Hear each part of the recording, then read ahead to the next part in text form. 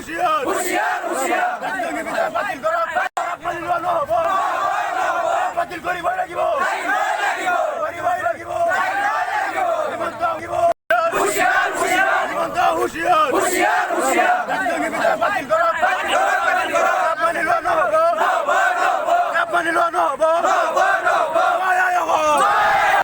আমি গোটেই অসমত আমাৰ ছাত্ৰ সমাজ ৰাজপথত ওলাই আহিছে আৰু আমিও মইৰাবাৰী মহাবিদ্যালয়ৰ ছাত্ৰ একতা সভাৰ উদ্যোগত বিভিন্ন ছাত্ৰ সমাজৰ সহযোগত আমিও ৰাজপথত ওলাই আহিছোঁ।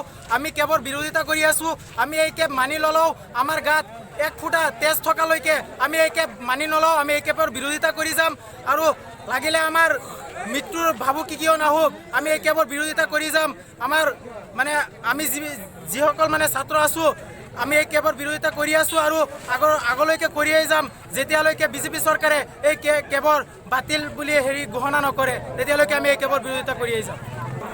প্ৰথমতে মই ক'বলৈ বিচাৰিছোঁ আমি যিকোনো মূল্যৰ বিনিময়ত আমি কেব বিহিত হ'বলৈ নিদিওঁ। আমি ছাত্ৰ সমাজে আমি ধিক্কাৰ জনাইছোঁ এনেকুৱা চৰকাৰক যে এজন অসমীয়া হৈ পেলাই অসমীয়াৰ বিৰুদ্ধে যি ষড়যন্ত্ৰ ৰচিছে আমি ধিক্কাৰ জনাইছোঁ। তেনেকুৱা ৰাজনীতি ব্যক্তিক দালালবিলাকক যে বাংলাদেশী আনি আমাৰ অসমত যি অশান্তি সৃষ্টি কৰিছে আমি গৰিহণা জনাইছোঁ। আমি ছাত্ৰ সমাজে কেতিয়াও মানি নলওঁ আৰু সকলো অসমীয়াক ওলাই আহিবলৈ জনাইছোঁ যাতে